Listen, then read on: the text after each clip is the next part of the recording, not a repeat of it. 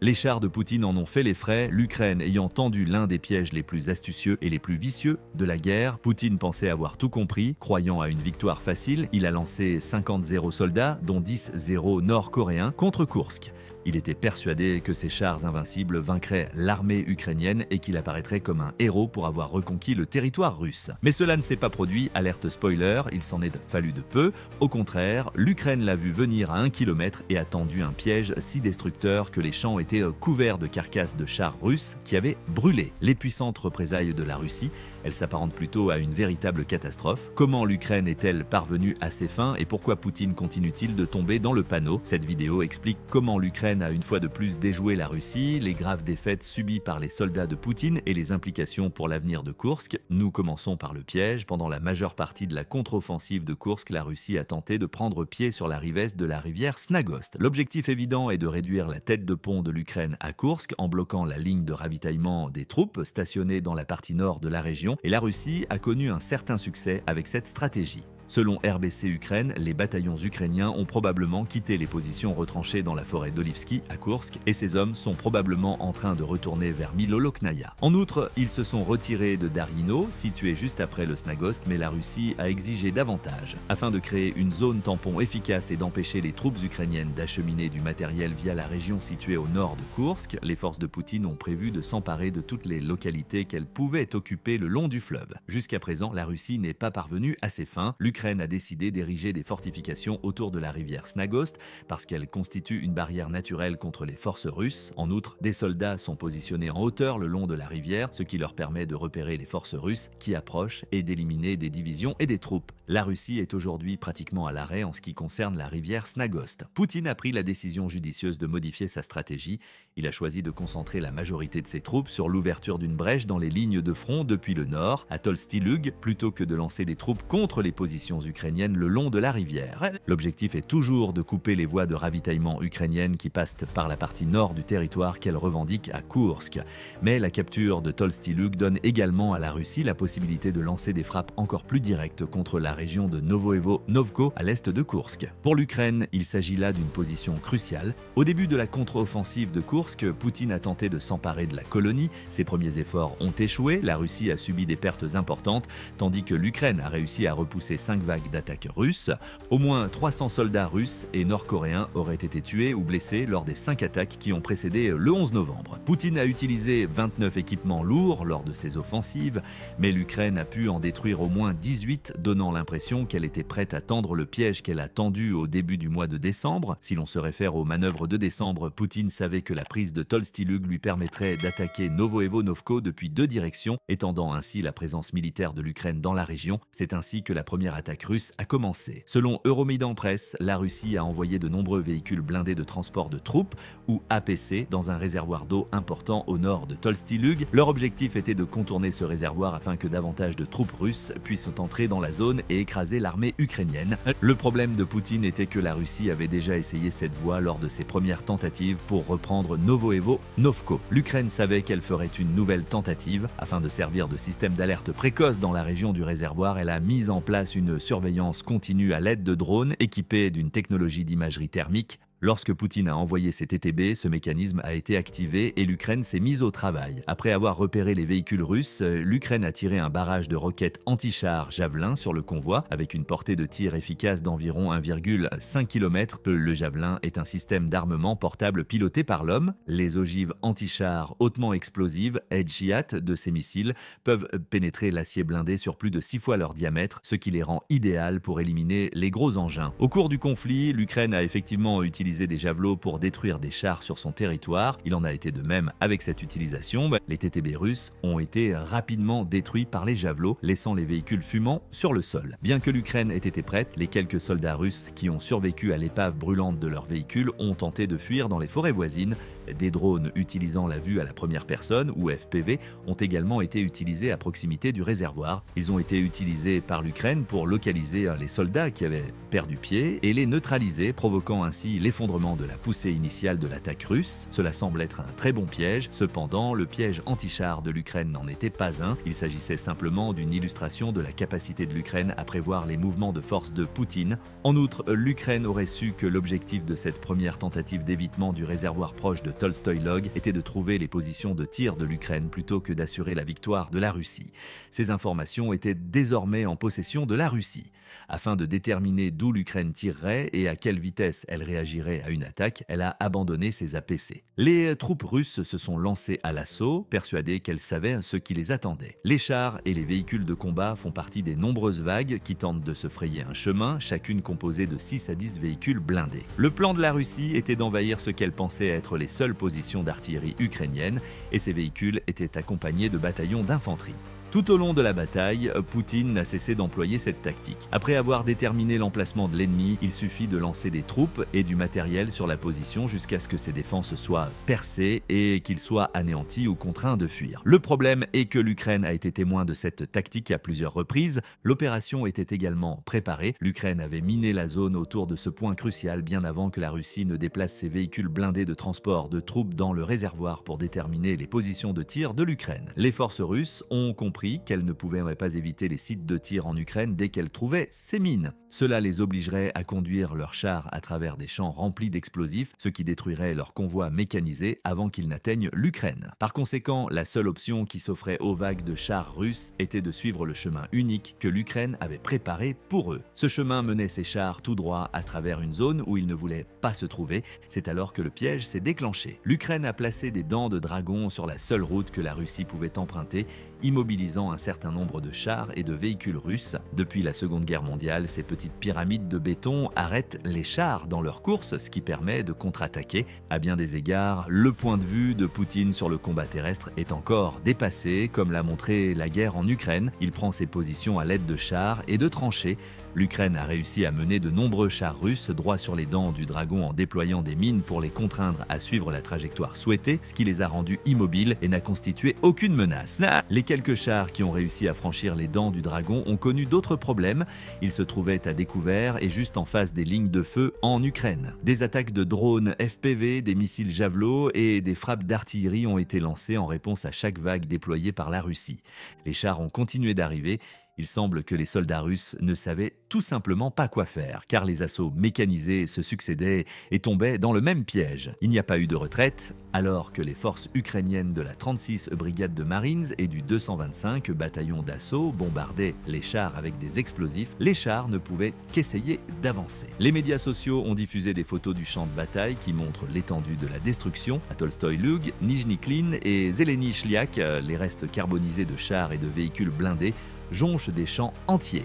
L'Ukraine avait stratégiquement placé des mines sur certains chars, en découvrant les emplacements de tir de l'Ukraine et en essayant de les contourner en utilisant les champs avoisinants. La Russie pensait avoir déjoué les plans de l'Ukraine.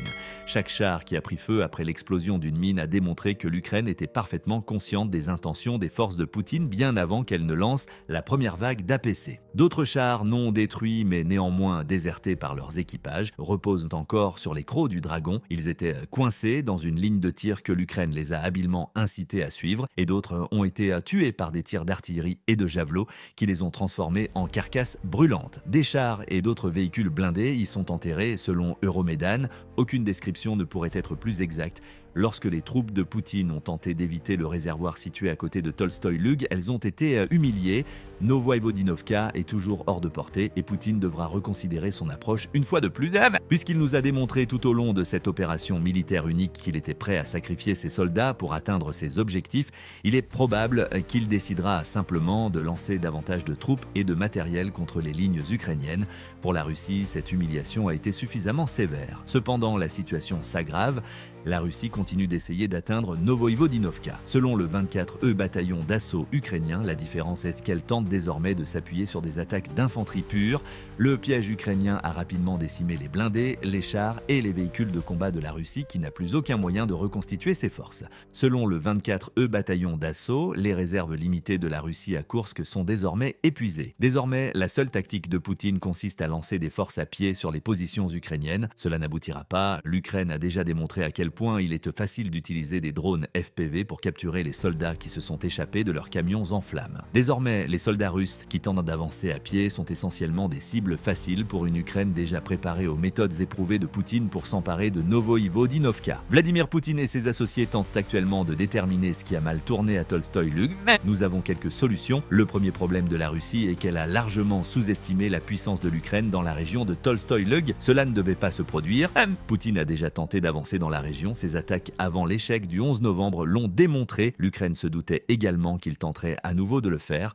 L'Ukraine a remarqué l'arrivée des TTB russes et a utilisé ses drones FPV pour surveiller la région. En outre, des vagues d'unités mécanisées étaient susceptibles de suivre les TTB. Poutine semble croire qu'il peut essayer la même stratégie qui a échoué des semaines plus tôt et obtenir de meilleurs résultats pour une raison quelconque. Il semble ignorer que l'Ukraine renforcera ses fortifications autour de Novoïvodinovka en prévision d'une nouvelle attaque au cours des semaines entre le 11 novembre et le début du mois de décembre. La stratégie de la Russie est désormais trop cliché et Poutine s'occupe de cette question depuis plus de 10 ans et demi. Comme l'indique European Security and Defense, Poutine a répété les erreurs commises lors de sa désastreuse tentative d'invasion de la Géorgie en Ukraine en 2008.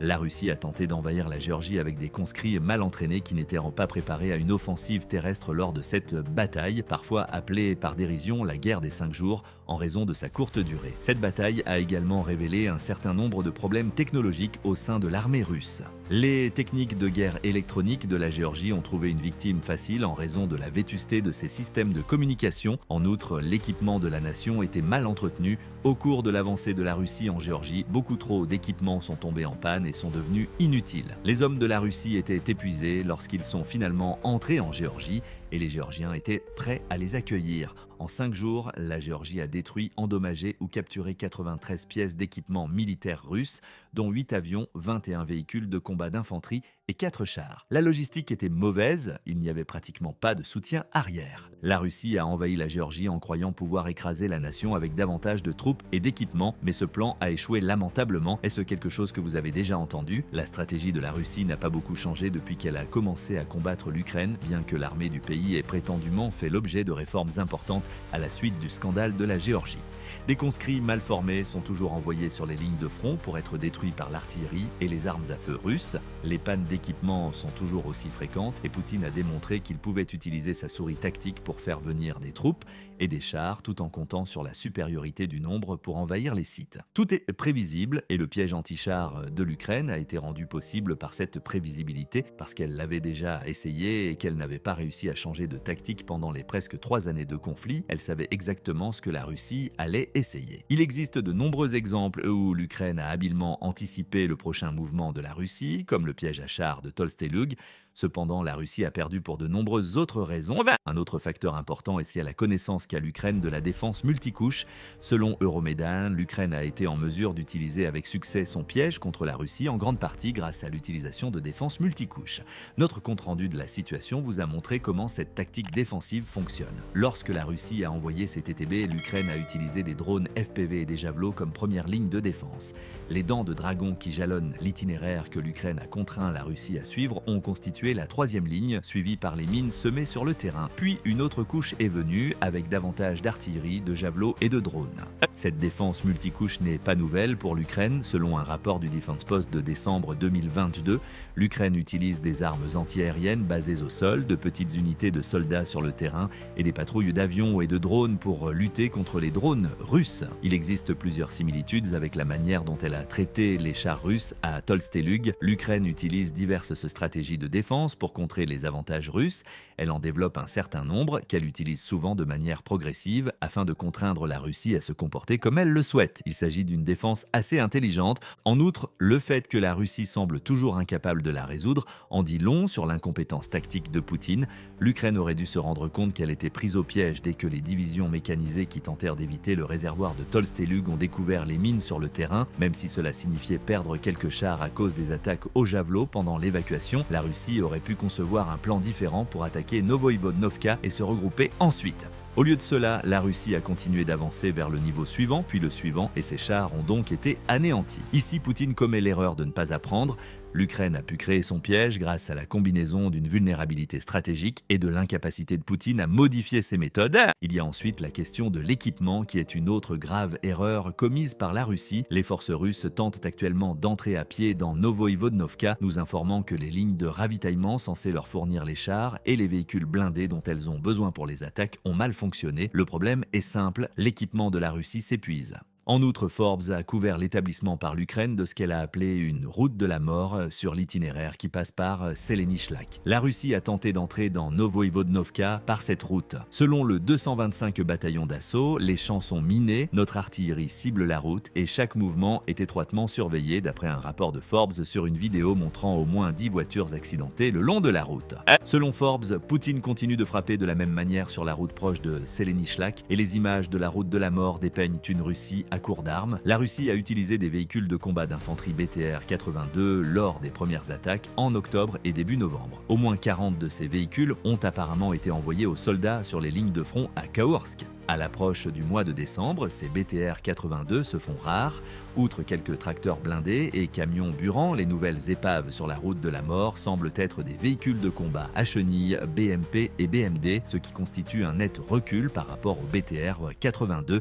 Ces véhicules moins puissants disparaîtront bientôt eux aussi, laissant la Russie dépendre des unités mécanisées improvisées qu'elle peut fournir à ses troupes, à supposer qu'elle en fournisse. Pour vous rafraîchir la mémoire, il s'agit de la Russie qui se bat à l'intérieur de ses propres frontières.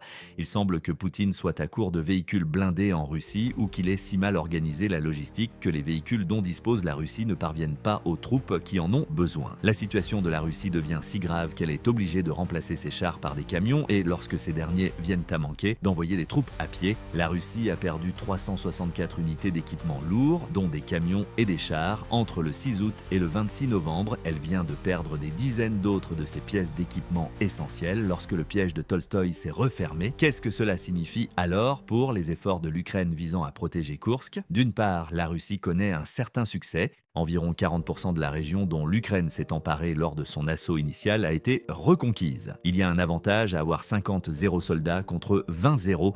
Les stratégies de broyage de viande de Poutine ont connu un certain succès. Toutefois, Tolstoï-Lug démontre que la Russie n'a pas encore élaboré de stratégie pour attaquer les positions ukrainiennes les plus solidement retranchées à Kaworsk. Au lieu de cela, elle tente simplement d'utiliser des chars et des troupes pour les vaincre, deux méthodes qui sont mises en échec par les stratégies sophistiquées et les défenses multicouches de l'Ukraine. L'Ukraine sera-t-elle en mesure de repousser la contre-attaque de la Russie? Il faudra attendre pour le savoir. Toutefois, ce seul exemple montre que l'Ukraine est toujours plus performante que la Russie.